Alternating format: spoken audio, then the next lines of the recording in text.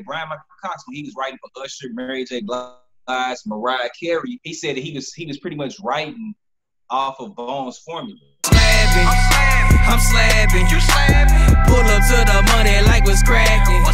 Tunnel vision with the hustle, ain't no lacking. I'm making moves, I ain't tripping off distractions. Greetings, Redheads. Thank you for joining me in another episode of your favorite show, Red's View. I'm your host, J Red, and I'm joined by a very special homie of mine, Coop the Trill. Shout out to Coop the Trill. What's happening, my brother? Shout out to you, bro. What's cracking, bro? How you be? Man, I be good, and I'm super excited. I've been anxious to have an episode like this. Shout out to my homeboy DJ PM. He's not a Bone Thugs and Harmony fan like me and you are. So I said that name, y'all should already know what this show is about to be about. If you follow my YouTube channel, you follow Coop the Trill's YouTube channel, then you should already know that we're Bone fans. And yes, indeed. About to get into this. Before we begin, make sure you subscribe to our YouTube channels. Mine is youtube.com/WeAuthenticNetwork. And what's your channel, bro? Oh, man. Yeah, subscribe to his, y'all. Mine is Coop the Trill, COOP space DATRILLE. Coop the Trill. Coop the Trill. That's right. All right, so I already said Bone Thugs and Harmony. You know I'm a Bone fan. You know Coop the Trill's a Bone fan. And we had a conversation today. He reached out to me and he did an interview with Busy Bone. I've worked with Lazy Bone actually on some music, and we know the Bone crew. You know what I'm saying? Like we got connections. So with this, we wanted to dedicate an entire episode of both of our shows and podcasts to the greatest, most influential group of all time. I don't give a shit what none of y'all say. Thanks. Bone Thugs and fucking Harmony. And not only is it Bone Thugs and Harmony, but yesterday, July 25th, was their official 25th anniversary of their most groundbreaking, their first album, not EP. Creeping on the Come Up was an EP, but their first album that was groundbreaking, that changed the game forever. Me and Coop about to go in and let y'all know exactly how that happened. East 1999 Eternal, that came out in 1995, July 25th. So, man, let's just start it right there. I say East 1999 Eternal. What is the first thing that you think of? The first thing I think of is E.1999, my nigga. That's the first thing that come to my mind. First thing to come to my mind. That, just the whole experience. Just, you know, listening to that album for me at the time, bro, was like an experience. It was like, I'm like, this is something new, something I couldn't quite understand yet. But it was just an experience, bro. What about you? Man, what's the first thing come to your mind? Just classic. That's all I can say.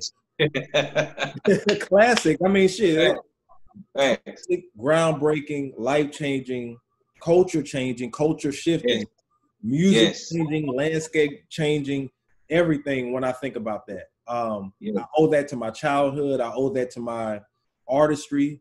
Yes. Not just me. It's a bunch of you niggas out there who rapping right now who owe that. You R&B heads, you rock heads, pop, everybody. I think Michael Jackson too. I think Michael Jackson. True talk. You know what I'm saying? That's what 1999 Eternal was. If you listen to their interviews, man, Joe would tell you, man, back in the day, I thought these niggas was like Michael Jackson because at that time, nobody was doing what they were doing. But anyway, that's the first thing I think of it when it comes up. So East 1999 Eternal, that's Bone Thugs and Harmony's first LP. Their first EP came out in 1994, and that was Creeping on the Come Up. When that album came out, it was impactful, but it was still something new you had to get adjusted to. They came out with Thuggish on the Phone. They came out with For the Love of Money. They were signed to Eazy-E, and you were just like, okay. You had Death Row at the time, and you thought at the time for Ruthless Records, the lights were off. But you got these new group of niggas that got braids. They braided out, different skin colors, got a different swag. They doing this flip-flop flow. It's like, what the fuck? And then you hear the harmonies and stuff. But you just like, oh, yeah, them niggas kind of singing. But I think like when East 1999 Eternal came out, it was like, hey, we here. Yes. Yes, we here to stay. We here to stay. You got 17 solid tracks versus the EP that you had before, because Eazy-E at the time just wanted to put something out. Yeah. So with that, the first single was, I believe it was First of the Month. First of the month, yep. Yeah. First of the month. First of the Month came out. When I say First of the Month, like how much did you like that song? Like, just tell me about First of the Month. Bro, to be honest with you, First of the Month, like, that was like, when I first heard the album, for one, I was like, this song kind of sound out of place on there, because everything else is kind of like a darker tone. But like, the more I would listen to it First of the Month, I was like, man, this shit hard. And it's just like, for one, the harmonic hook, you know what I'm saying? And then just, it's like, damn, these dudes really singing about, you know, getting food stamps and, you know what I'm saying, going to go comp and all of that, you know what I'm saying? And it was so addictive. And then my favorite part of the song is at the end, when it's like a crowd of people, wake up, wake up, wake up. It's the, you know what I'm saying? It just sound like it's a bunch of camaraderie, man. So I really rock First of the Month, bro, period. Absolutely. Absolutely. Yeah. I feel the same way. I remember as a child, because I'm an 80s baby. I was born in late 88, right? Uh-huh. As a child, I don't exactly remember Thuggish, Ruggish Bone, like the first, like Creeping on the Come Up, right? Right. I do remember watching First of the Month. I remember the Crossroads. I remember all that shit, right? And then I had to go back and be like, oh, okay, Thuggish, Ruggish Bone and stuff. Because in 1994, I was only like fucking, 5 years old or some shit like that. Exactly. But, you know, I knew, like, when I just remember being at home and on my mama's TV watching First of the Month and just seeing that their hair was blowing everywhere and shit like that. Because I knew Snoop Doggy Dogg and all that shit, but Bone was just like, had a different flavor. So First of the Month, it was impactful because that's the first time niggas was like, I'm getting government assistance. You know what I'm saying? Yeah. I'm getting it. Chris Rock has said that niggas are singing welfare carols at the time. He did. So it was crazy, but that to me, because originally, you know, that song wasn't supposed to be on the album. That was the last song that they put on the album. Right. Yeah. Different melody, different everything, but harmonious. I think I'm saying it right. Harmonious. Harmonious. My bad. Harmonious. Right. Or whatever. The other single they had was E.1999. Killing it. Bro, did you know, fun fact, did you know that the E.99 beat, that's the remix of Thuggish Ruggish Bone? Really? Listen to Thuggish Ruggish Bone. Doom, doom, doom, doom. Listen to E.99. Doom, doom, doom, doom, doom. That was, I read an article where they said that they said it was just going to be a remix of Thuggish Ruggish Bone, but then they heard the beat, was like, nah, we going to flip it and do something else. Wow. If you listen, that's why they have, if you check on YouTube, that's why they got the Thuggish Ruggish Bone E.99 version, the E.99 remix beat on there. That's why, because there was originally supposed to be just a remix. They said, nah, bro, we finna go and do another song. Now, he just dropped a Bone fact on me. Y'all know I'm a big Bone fan. I did not know that. Bro. Facts. Makes a lot of sense. So, that's crazy, man. Wow. But anyway, so let's move on, because I'm like, damn, I'm still stuck on that. I'm here. So the Crossroads, right? Man. The Crossroads. Now, I want you to put them on game on the story behind the Crossroads. Go ahead and let them know. Man. So for what I've heard, what I've read, all these interviews, man, basically they was losing so many people. Like everybody who they mentioned in there, including Eazy-E, had passed away. And they was just like, you know, we had an original song called Crossroads, you know, in Wally, even though you're gone. That was the original Crossroads. You hear me? So they said, you know, we just gonna remix it. So Crazy Bone went into the studio, came up with the whole concept, came up with the whole hook, everything, the bridge, everything. It was like, you know, we gonna do this for Eazy-E. And then everybody just came in and, you know, added their pieces to the puzzle, man. It became this phenomenal song that stands the test of time, bro. It's a timeless song.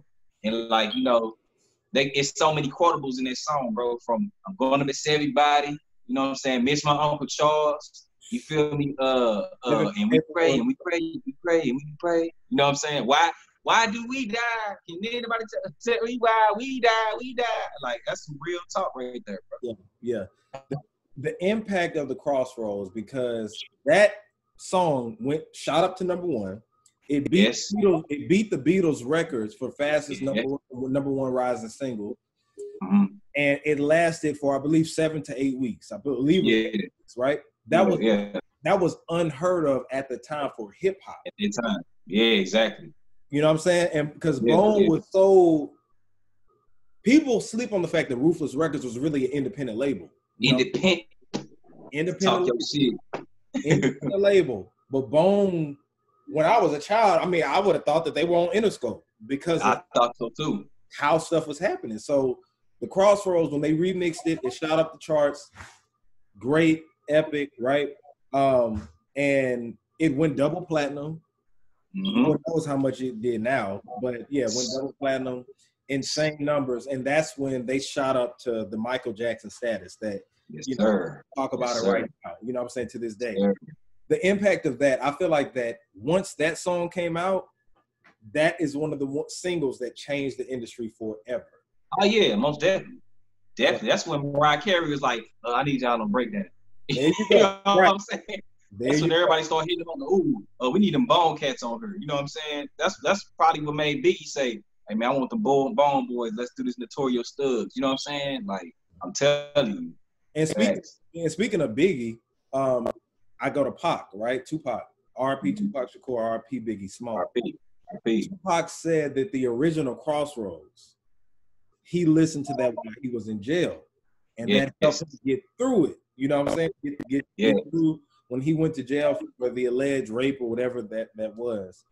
Right. But yeah, I just want to throw that fun fact since we're throwing fun facts in there.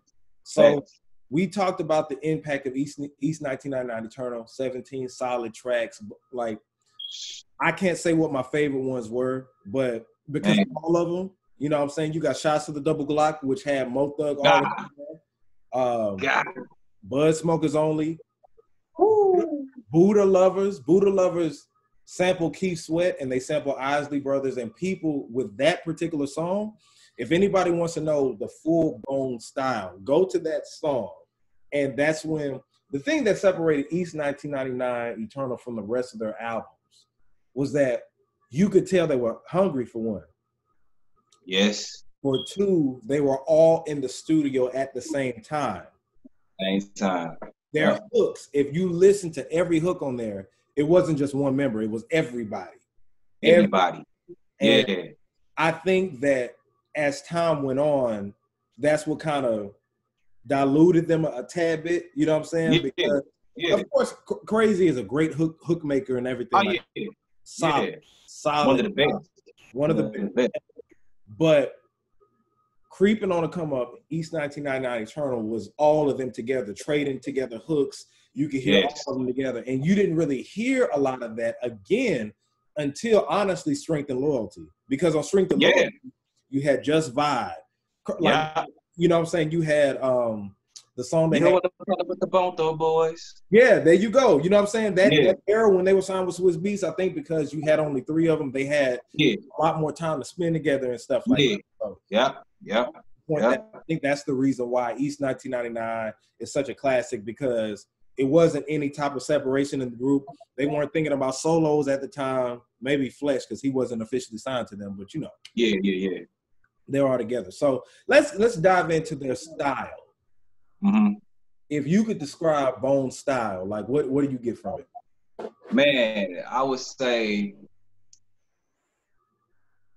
a choppy flow, a choppy flip-flop flow, harmonic hooks, and going in and out of tones.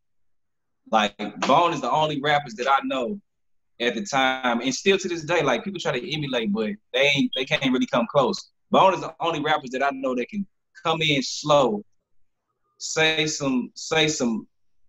couple lines, spit something real fast, and then go back into their slow flow, and then finish off with a harmony. Mm-hmm. You know what I'm saying? And then flip a tone. Yes. You know what I'm saying? You can flip, like Crazy Bone, known for that. Like, I think he the most known to be flipping them tones. you know, like for instance, when he did on what was that? Everyday Thing Part 2. Yeah. Gonna get more money again. Yeah, you know what I'm saying? Yep. Like, yeah, it's just like what? Like, that's why I said earlier, Bone style is an experience. Don't go to them thinking they finna spit like the most metaphorical bars, or they finna just, you know, even though they can, you know, I'm not discrediting them. They about can. Don't come to them thinking they straight battle rappers type. Nah, when you straight flow and styles and constant switch ups and everything, that's the Bone style. Exactly. One thing to touch on, I know when I was a kid, right? Or even this day, I know that if I buy a Bone Thugs album, I'm going to get every kind of genre all into one. All of them. When I see their cover, I know that I'm going to get R&B. I'm going to get rap. I'm going to get sometimes rock. I'm going to get all these blended. Yes. Originally, when they first came out, the only people I could really compare them to, they were like the Boys to Men of hip hop. Nobody was doing that. Go back and listen. Exactly. They took time to come up with, even though they weren't the best singers, but they did before fucking auto-tune. It was no auto-tune. Yes. I mean, no auto-tune back then, but they didn't need that. They didn't need that in order to sound. All of them sound like they had some type of singing lessons, even if it was rough. They were able to come in together. It's nobody that could do what they did, right? True. So we talk about their impact on the industry. We already said earlier. We said earlier that when Mariah heard Crossroads, because Crossroads was number one, she was like, "Hold on, they're number one like I am. They knocked my record off of number one. Hold on, let me get. I'm a fan of it." And you got to think in the 90s, see, everybody sings and raps nowadays. So stuff that I think now is foreign to everybody, right? Because it's like everybody does it, but I'm telling you, the Bone did it back then. You like, whatever. Now, you did have a couple of rappers who were singing on tracks a little bit, but Bone all the way into it saying, no, we're going to sound like it's a symphony, like it's a orchestra, all that stuff. True.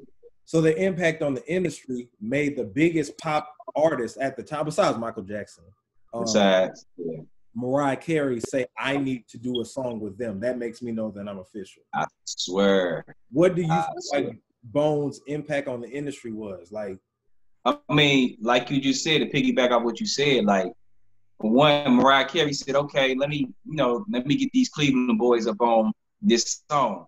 Matter of fact, when I sing Break Down the Hook, I'm going to sound just like them. You feel me?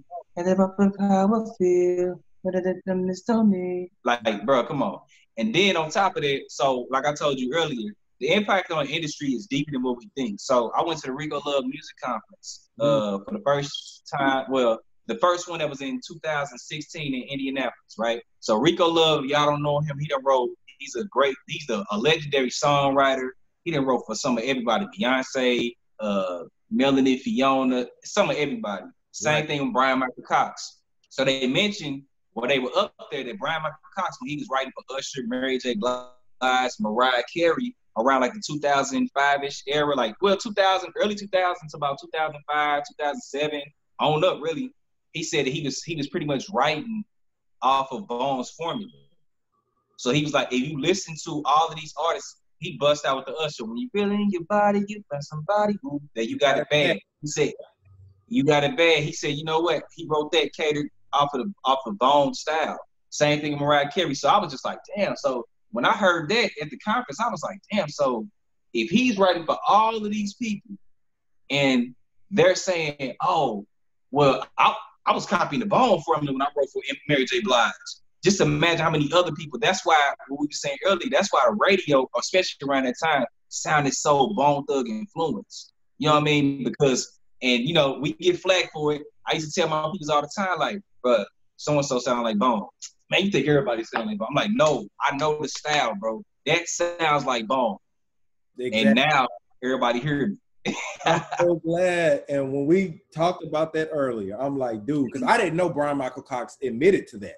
I don't think there's any videos or whatever that's out or whatever. But if you listen to Shake It Off by Mariah Carey, hell, even Jermaine Dupri, you know what I'm saying? When he wrote We Belong Together, it's a lot of that. Because Mariah will tell you that herself. She said that she was just like, you know, I'm a big fan of Crazy Bone because he was able to do X, Y, and Z. The way that he flipped it or whatever. That's why I'm gonna get to our favorite members later, but Crazy Bone is very diverse. But I'm letting y'all know right now, y'all think that I'm crazy, but I got someone else that just told you one of the greatest songwriters ever said at a conference. If you go back, especially when you listen to Usher, Mariah Carey, Mary J. Blige,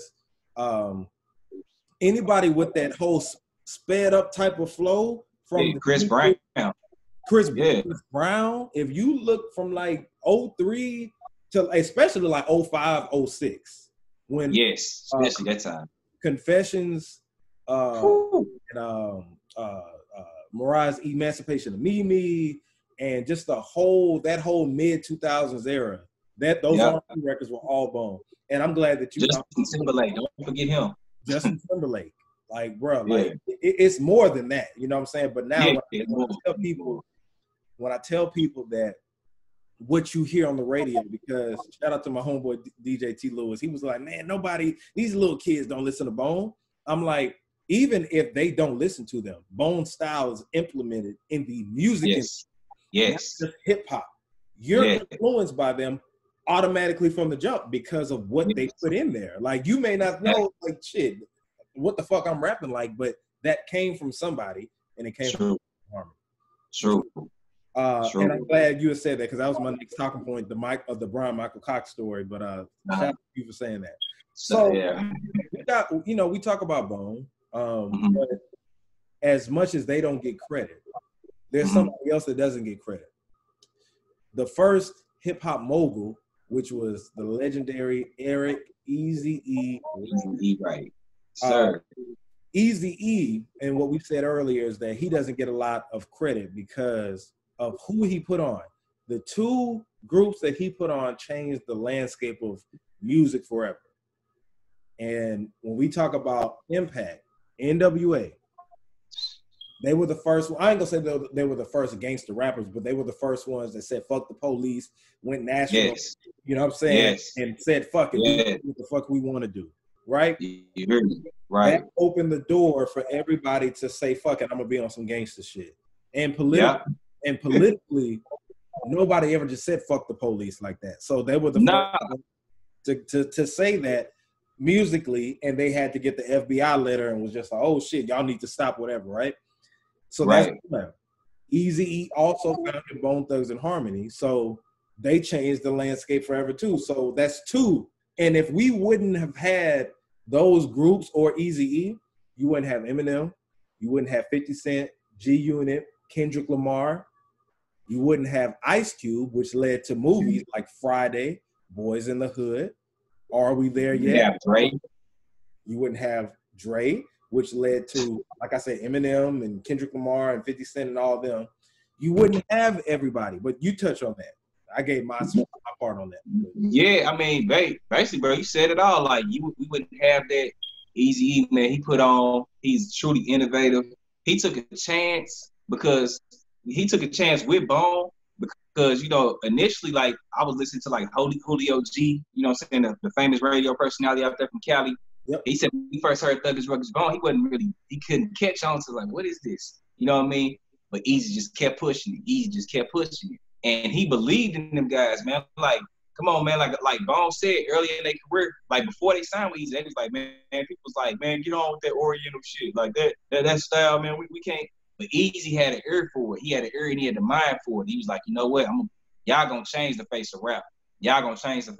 And that's exactly what they did. So gotta give credit. The only reason why he doesn't really get that credit like that is because of how he died. You feel me? And it's just like, you know, how he died, he's so underrated, which means it's just like a parent, the black sheep of the family, then the kid's gonna be the black sheep. And that's how it is with Eazy and Bone. You know what I'm saying? Yeah, it's, you know, the HIV thing instead of getting killed, you know what I'm saying? Which I feel like he still was killed with HIV. Of course. I'm not gonna get it. But right. It's the fact that how he went out and, you know, that just tainted his legacy as far as that goes, because like you said, I watched your Busy Bone interview earlier, and you were just like, he was trying to get video games like the first Grand Theft Auto going on, and he was trying to get he was going to get speakers, and he was hip-hop's first mogul. You know what I'm saying? He was. If it wasn't for him, it wouldn't be a Master P, it wouldn't be a Diddy, it wouldn't be a Jay-Z. Easy was up there doing it. He was tapping into some other like what's that game like NBA Street when you could play against other celebrities? Yeah, like that was his initial idea for I think it was NBA Jams initially for Sega. He was gonna have these set of rappers versus these set of rappers. You know what I'm saying? Like Eazy was ahead of his time, bro. He was ahead of his time, and for him to be a forward thinker like that and an innovator like that, like that's of course coming across somebody like a group like Bone, you gonna be like, yeah, I'm gonna push him, and he's behind Black Eyed Peas, bro. Yeah, like Black Eyed Peas, like Easy when they was Bloods of Abraham. Yep. You know what I'm saying? Will I Am now, who's one of the top pop groups of Black Eyed Peas. On top of that, Will I Am right now is killing the tech industry right now. You feel what I'm saying? So Eazy was behind that, bro. So definitely, like honestly, out of all the moguls, I really look up to him the most. You know what I'm saying? I look up to him the most. You know what I'm saying? Don't get me wrong, I give credit to Jay, 50, Diddy, all of them, but I go to the originator. I go to the person that walked in the White House. You know what I'm saying? With the Jerry curl dripping on the president's shoes. You hear me? Like I look up to that. I look up to his innovator. Like you said, without him, bro, we wouldn't have. Like he was a part of the two groups that changed the landscape of music. So I definitely got to salute Eazy, man. Forever. R.I.P. R.I.P. It's funny. I just want to bring up. Do you think that if Eazy-E were to still live, first of all, we wouldn't have. I mean, we would have the Crossroads, but we would probably have the Crossroads. Right. I always think about how Bone eventually, realized they had a shitty deal or whatever like that. Do you feel like eventually they would have, had issues with Eazy and all that other stuff? From what I see, I'm on the fence with it. I'll put it like this. I think, they probably would have noticed something with Eazy, but I also think that they would have been a lot more further in their career had Eazy still been alive. Because I think Eazy pretty much like, even though they're as talented as they are, bro, but like Bone needed that direction. They was young dudes fresh off the block. They needed that direction from that mogul. Right. They needed that direction. And you can tell the direction like once he died, like when Art of War went. Yeah. You know what I'm saying? It kind of detoured away from their previous two projects. So I think honestly, I think if Eazy was still alive, Bone would have never broke up multiple times. And if they did, it would have been under wraps. We would have never knew about it. And for two, I think that they would have been more established businessmen earlier in the game. Absolutely, because when they came in with a lot of the Mo Thug records, Crazy and Lazy would tell you, we didn't know what the fuck we were doing. But the record label didn't give a fuck at the time. They just like, okay, with Bone's name on it, it's automatically gonna go platinum. You know what I'm saying? Like, True. True. Yeah, because it was just like, hey, we got some people from Cleveland, and the fact that you put featuring Bone on there automatically was gonna be a hit record. So exactly. I agree. Exactly. I do feel like Eazy had a vision for him, and if they would have stayed with him, they would have went further along in their careers. And if he was still alive, they would be on some more shit. But I'm glad that we were able to get a reflective version of the Crossroads. Yeah. Because who's to say they would have ever had a number one rap single? We never know. You know what I'm saying? True. But everything happens for a reason. Shout out to Eazy. Yeah. Who is your favorite Bone Thugs member? Man, they kind of flip, honestly, bro. Like it's challenging for me to say. I would say Craig, all right, because when I first got on Bone, it was Lazy. You know what I'm saying? Lazy was my favorite man because he just that dude. Like Lazy to me is he's like the vibe, the swag of the group. You know what I'm saying? Like he pull you in. He the first one. He like the leader. You know what I'm saying? As far as like when you first see him and first hear him, But then, then it went to Busy, you know what I'm saying, because of how crazy his flow was and all over the place, and his voice, it was so distinctive. But then I'm not gonna fake it. Crazy Bone became my favorite member because, for one, once I found out that he's pretty much like the originator of that style, and for two, this will make me say, okay, this dude is next level, because I just saw like maybe a year ago his first solo song was Murder Mo from the Thug Mentality 1999. That song Murder Mo, that was his first solo song. And any Bone fan know that's an unconventional song, but it is so well arranged. Yep. And I was like, your first solo song is not even a conventional song. Like it sounds all over the place, but it's still cohesive. And bro, once I found that out, I was like, bro, and he just take you on a little trip. I said, oh yeah, he my favorite. Hands down, he my favorite. He even said that because he had the Thug Mentality tour that was last year. Yeah. I went to it when they came here to Atlanta, and he gave that speech beforehand. He was like, hey, this is my first one I recorded, and he said I was just having fun with my style.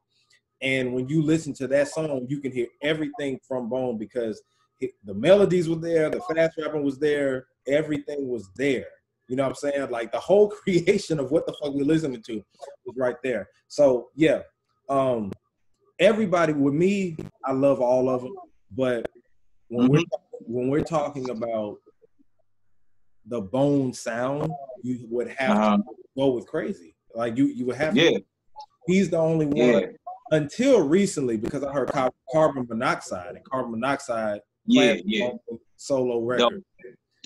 But before that, Crazy had the best solo album with Thug Mentality 1999, because he was I feel like he was the most marketable member, because if you go to Bone for a feature, you know, if I get Crazy on there, I'm gonna have a hit record, i.e. Riding Dirty, that went #1. You know what I'm saying? And was the highest selling ringtone of all time. If I go to him, that's who Chameleonaire crafted his style around. So but shout out to Lazy Flesh, Wish, and Busy. Busy, like you said earlier, Busy is the rock star. His voice is so distinctive, and he's the one who can come in and kill a verse. You know what I'm saying? Yeah. His verse is going to stand out automatically because he gets his style and does what he does with it. Lazy is like the front man. Wish is the backup guy, and Flesh. Yeah. Flesh to me. The secret weapon. Yeah, he's the secret weapon. He's just all their styles kind of blended together. You know what I'm saying? Like, to me, like when you makes sense. He doesn't really have, like, originally he was just a nigga rapper, right? When you you go back to Creeping on the Come Up and E.99, he was just a nigga rapping. He had a dope style. It didn't stand out, but until he had the whisper voice, audible, and then he was the first Bone member to come out with a solo album with Thugs. You were able, like, he had a, you know, a distinctive style, but to me, you put all of them together, you get Flesh. True. And it's like, he's the more horrorcore, like they all touched on horrorcore, but like I think Flesh, all his albums like go deep into that. Like, especially with Thugs, Fit Dog, Leg Loose. Like, I know if I'm gonna listen to some Flesh like solo, it's gonna be real dark. Like real dark and real eerie. You know what I'm saying? I agree. Fish to me is like the soul. You know what I'm saying? To be honest with you, bro, like Nelly sounds a lot like Wish. Absolutely. Nelly sounds a lot like, and I'm a St. Louis, Nelly my dog. But you know, listening to Wish a lot, I'll be like, I see where Nelly get his style from. You know what I'm saying? Like you said, Lazy that dude, because Lazy like the front man. And a lot of people, to me, like with Lazy, he will bring you in. And a lot of artists nowadays, like, will incorporate Lazy style, not even know it. Because it's fast, but you can still understand it. And understand what he's saying. And he was the most listenable one, because he was the one that everybody's going to be able to understand, but still adapt to the Bone flow. Wish you could understand Wish, but Wish had a different type of soulful vibe. But it was more catchy with him. Right, more catchy. But with Lazy, it was that more, okay, he's the Bone that I can rap fast but still understand what he's saying, and then get all that. He didn't ever sound like it was just a bunch of shit that you couldn't understand. Wish doesn't get a lot of credit because when you look back at the Crossroads, the biggest single ever. First of all, when you look at it, Flesh wasn't on any of their biggest song. Nah.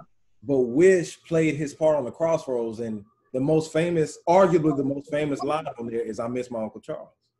Yeah. If you look at that, that's one thing. Either that or I'm gonna miss everybody. Either one of those. Yeah. Either one. Yeah.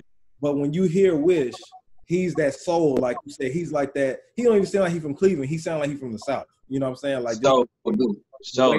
He gets that, and like you said, Nelly. If you listen to Nelly, you go back, especially. It's one song that I had heard that I was like, damn, that was on Shots of the Double Glock. When Wish had his part, he said, "You don't want to get the." I forgot. It's all about murder, mo. Finger on the trigger, mo thug. Let's go. We straight from Cleveland, pap nigga, like that. Yeah. That's definitely that. Yeah. Even then, I swear. You hear "Hot in Here," that shit, like some shit. I swear to God, yeah. Yeah. I swear. Yeah. That's that. That's that Wish style. Yeah, but yeah, man. We pretty much covered that, man. E.1999. Let's, going back to that album. I can't tell y'all what my favorite songs are that are on there because from the introduction, down. Yes. All the way down to Shots of the Double Glock. Boy. It's a whole vibe. Down 71. It is. Man. Have you heard the original Down 71, the pre-release? Yes, sir. I heard it. My God. That one right got there. Shit on the second. Yeah. It's hard to say which one is my favorite because you get the story. It feels cinematic with the one that made the album, right? Yeah. Yeah. But the one before that was that was on some different shit like that. That was bomb. Like that should have been on Creeping on the Come Up. Yeah, it's all should have been on Creeping on the Come Up with the in the back. Yes. Dope. Let's not forget on E.99 though, like the interlude Me Killer. Let's not forget that they were one of the first groups to do that. You know what I'm saying? Like who was doing Me Killer, Me Killer? Like who was doing that? You know what I'm saying? Around that time, they brought something new to the game, bro. Like they on every aspect. But let's go further back. You go to the introduction on Creeping on the Come Up. That one right there. If people want to know, that's the best because they still use that when they come up on stage to this day. Facts. Facts. You know what I'm saying? Like, and when you listen to the Mr. Weebies, they were doing that acapella. No auto-tune. They were in unison. They were together. So that's why I say I don't give a fuck who it is. They're the most influential rap group of all time. Shout out to Outkast. Shout out to Thing. Shout out to all of them. But they're not fucking with Harmony. I don't give a fuck. Nah. They're not. Nah. And people are still a pop out for Bone. Look, I'm from the South, right? Born and raised from the South, right? But they're not. Like, I was telling people because we were having this Bone versus Outkast thing. I said, okay, you say Outkast is more impactful, all that shit. When you turn on the radio right now, do you hear in Atlanta, right? Because I live in Atlanta. Right. You turn on the radio right now. Do you hear Bone or do you hear Outkast? I heard Bone. Facts.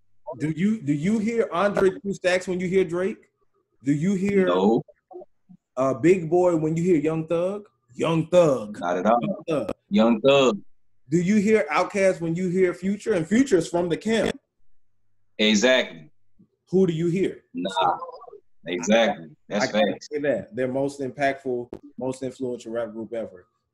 One thing I want to touch on because people were talking about this shit. Freestyle Fellowship. You ever heard of them? Yeah, I heard of them. Yeah. Now there's some people that feel like Bone, it's a story that Bone got their style from them and flipped it and did whatever. Yeah. But even though they came out a year prior, and shout out to Micah 9, you know what I'm saying? I think that his style did sound like, it's similar to Bone, especially when you hear certain tracks, you know what I'm saying? But that weed song that they got, it sounds just like some shit they'll do. Yeah, exactly. But it's, to me, if Bone really took that, first of all, if they took that style, they did an excellent job, right? Yeah. But for two, Bone's style is so diverse to where I just don't see them getting that from anybody else. You know what I'm saying? Nah. Everybody tried to be like them, but they had a different flavor. And even if you look back at interviews from Micah 9, like, I think he had even said that they didn't, like, I don't know, it's conflict of shit, but I wanted to touch that shit real quick. But, Facts. But nah, shout out to Freestyle Fellowship, but nah. They dope. They dope. I think that Bone really came up with that whole formula. And you get influence from Jamaican music, from, you know what I'm saying? Yeah. Bone, you know, when you hear Faces of Death, you hear a lot of that Jamaican shit. I think that Crazy kind of emulated that, adapted that in his sound, and they just went with it. So, facts. Yeah, he definitely. You got to point to Crazy with all of them with their style, because Crazy is just a music head. You know what I'm saying? Like, from my understanding, listening to interviews, they were saying Crazy Bone lived in the studio, and I could just tell he just like a lot of his hooks is just like reinventions of hooks that was already, or songs that was already made. And I just know he just pretty much was like, okay, Crazy Bone, he pretty much is he's the scientist of the group. So I'm pretty sure, like you just said, like he just take bits and pieces from every piece of genre and just blend it into his style. So I think he just pretty much came up there himself, honestly. I think he was like, man, look.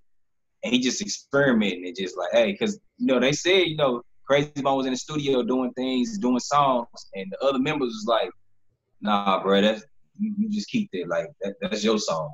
That's too advanced for us. You know what I'm saying? So, yeah. So, yeah, man, shout out to the legendary, most impactful, influential group of all time, Bone Thugs in Harmony. Thank y'all for rocking with us. Yes, sir. Make sure that you subscribe to youtube.com/WeAuthenticNetwork. And Coop, yes, sir. Where do we subscribe to your channel at? Coop the Trill, COOP space DATRILLE. Coop the Trill on YouTube as well, man. Subscribe, hit the notification bell, the whole nine, so y'all can get notified. Right. And where do we follow you on social media? On social media, you follow me at Coop the Trill, same thing, COOPDATRILLE. That's I'm on Instagram, Facebook, TikTok, Snap, whatever. All Coop the Trill. All right, and you can follow me at JAYR3D. Also, make sure that you get your Reds View t-shirts. View t-shirts. They are dope. I like those. Yeah, available now. Yeah. They've been selling pretty good, so y'all hit me up. Go to Red. You can get them on redsview.com, r3dsview.com to get your Reds View t-shirts. And like I said, you know where to follow me at, follow Coop at. And yeah, man, shout out to all the Bone fans. Shout out to the Bone Thugs. One of the reasons that I'm rapping now. And go to iTunes and Amazon and all the streaming platforms. You can get my group single, Authentic, featuring Lazy Bone, Hustle Season. I've had the pleasure of working with Bone. Check out his interview, Coop's interview with Busy Bone. That's on his YouTube channel. And yeah, y'all, this is J Red, Coop, and we are signing out. Signing out. Salute. Trill Talk. I'm slabbing. You slabbing. Pull up to the money like